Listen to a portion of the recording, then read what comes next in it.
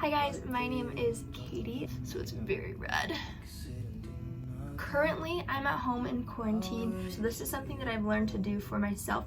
Nursing interventions, depending on if it's applicable or not. My pen is incredible.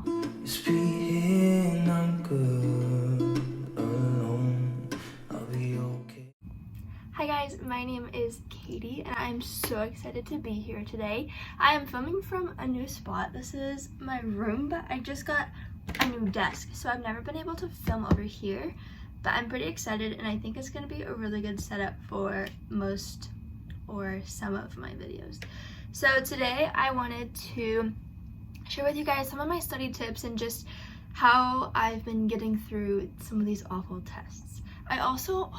This has been so itchy right here, so it's very red. But anywho, so I wanted to start out with my setup. So currently I'm at home in quarantine because I was exposed to somebody who was positive. I tested, but I tested negative, but I still have to quarantine. So I'm currently at home in my room, which is a really good setup because I bought a desk so I can just have everything spread out, have my setup, whatever. So while I'm studying, my favorite thing to do, make sure I stay focused and stay there because I have a really hard time focusing, and also I'm a huge procrastinator. So I do 30 minutes on, 10 minutes off. So I set a timer on my phone for 30 minutes. I set off on my phone for that entire 30 minutes and I work. I straight up am diving in to my stuff. I have a list of everything I need to do to make sure that I have stuff to do, that I stay on track, everything like that. And because during those 30 minutes I get distracted, I'm like, oh, I should do this, or oh, I should go text her, or oh, I should do this. I don't know.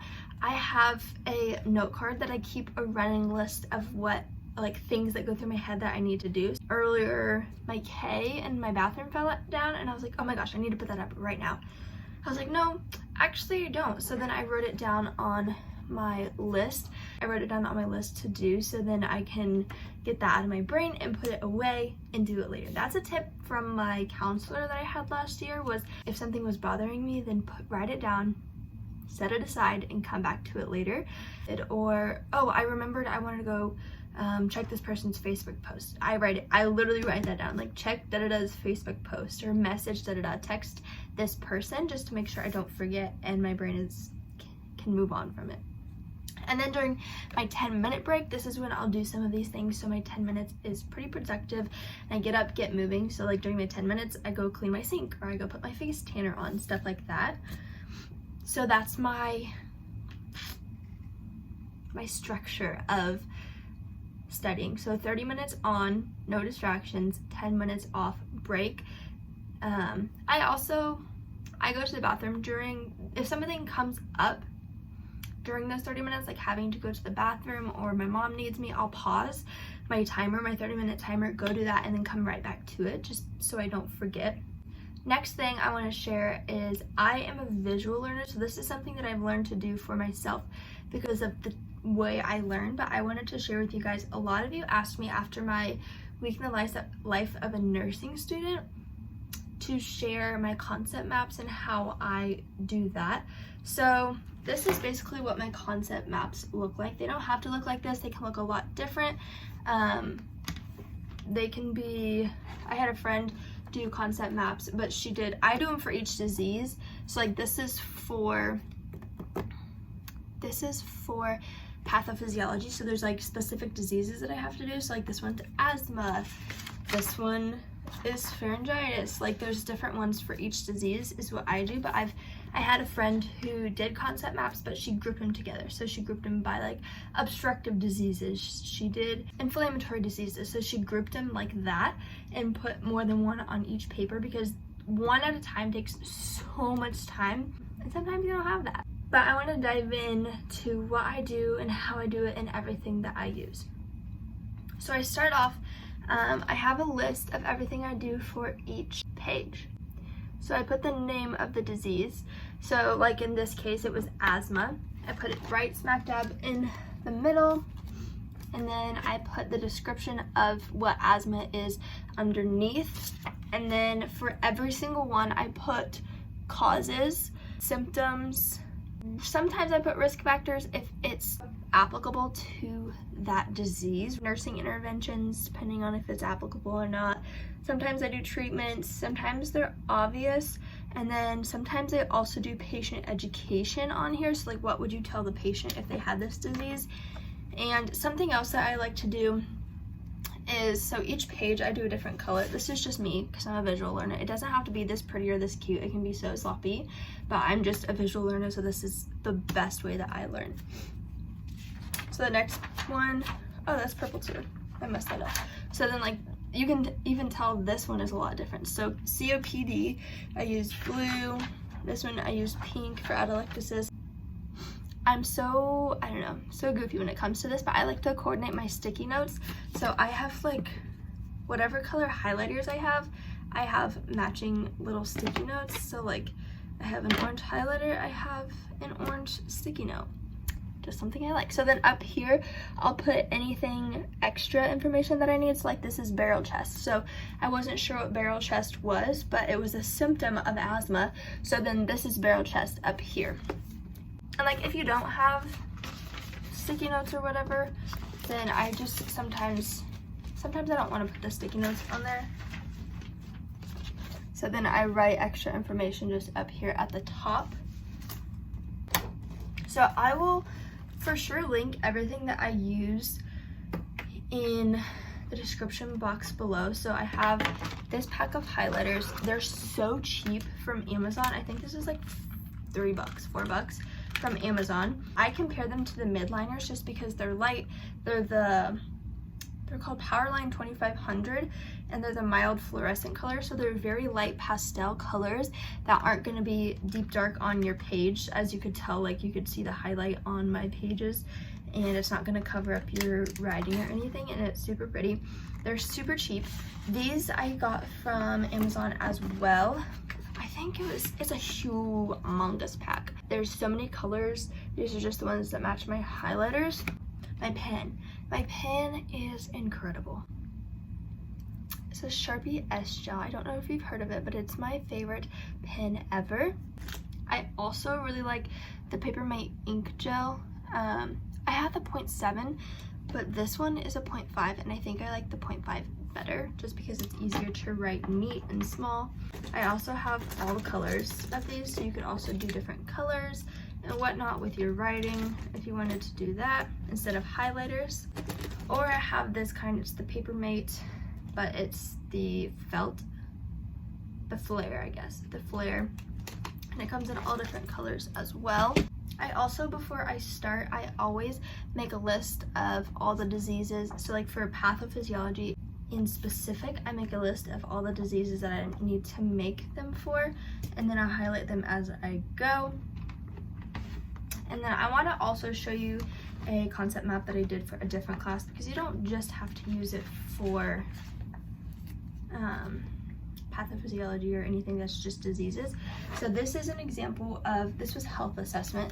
So I made one for each thing that we had to do for this test. So one was eyes and vision, one was hearing and ears, one is nose, sinuses, mouth and throat, mental health, stuff like that. So these are more category ones. So for this one, I put down, whoa, it's a broken pen. So for this one, I put down like a mnemonic here to remember. I wrote down risks, subjective things to ask because it's health assessment, objective things to ask, important stuff like that, common symptoms can occur, tests and assessments, normal findings, abnormal findings, diseases and abnormalities, and just a tiny little description of them. I didn't go too far in detail here just because it is health assessment and not patho. And then for this, eyes and vision, the cranial nerves were important to know. So I wrote down the cranial nerves and the tests for each cranial nerve. And then up here, I wrote down just like fun fact type things. So like floaters are more normal after 40. If you have sudden visual loss, it's emergency. If you have gradual, it needs just to be assessed. All of these things have genetic links. So things like that is what I wrote down. Yeah, so you can literally use it for any class. You just kind of have to tailor it to what your learning style is and what information you need to know for each test. Another thing that I like to use to help me study is outside sources. So this can be anything from like videos. I can link a couple of my favorite like YouTube people down below. I like LevelUpRN and Nurse Sarah, RegisteredNurseRN, I think is what her brand is. And then also there's like Osmosis and stuff like that, but some of those you have to pay for, which I don't love. But then I also like to get like resources from Amazon or things that people recommend to me on YouTube. So one of the things that people have recommended to me on YouTube is this book for pathophysiology, and it's called Clinical Pathophysiology Made Ridiculously Simple. I recommend this book so much if you're taking patho, but there's just different books like this, like Pathophysiology for Dummies, like all the for dummy books. So many different things out there. And then I also like, this is for patho, but they also have pharmacology ones, these flashcards. So basically in here you get like all of these, so that it comes in organized things. So it's like gastrointestinal, endocrine, urologic, immune system, musculoskeletal, all the systems like this. And then this is what it kind of looks like. So like right now we're doing kidneys and urology, and what else we're doing, skin and something else. So this is bladder cancer, so it's got like the diagnostic clinical findings on here, and then on the back it's got the pathophysiology, assessment and findings, complications, medical care, treatment, keep in mind, and making the connection. So this is really helpful. It's a really helpful study tool after I figure out everything else and I learn about the disease, to go back through and read that. And I even use it as a study tool, to like an initial study tool. So I look at it and I can like just really easily tell. The only thing I don't like about that is that there's not every single disease in here, because otherwise it would be about like this fat or so. So it doesn't have every single thing, but it has good stuff. And then it also has some like questions up here, some NCLEX style test bank questions, which is really nice. And another one, I mentioned LevelUpRN on YouTube. She has a bunch of flashcards. They are pretty expensive, but definitely worth it. So this is the health assessment flashcard set. So it goes through head to toe, like signs, symptoms, normal findings, abnormal findings. So like on the first few it has like vital signs. So like this one is how to take oral temperature, temporal temperature, tympanic, axillary, rectal, the stuff like that. This is like pulses, how to take them. And then there's also cards in here that tell you the normal and abnormal, or like I guess the normal like vital sign, like blood pressure range, temperature, stuff like that within there. And then they also go into detail. There's two parts to this. It came in one set, but it's like part 1, part 2.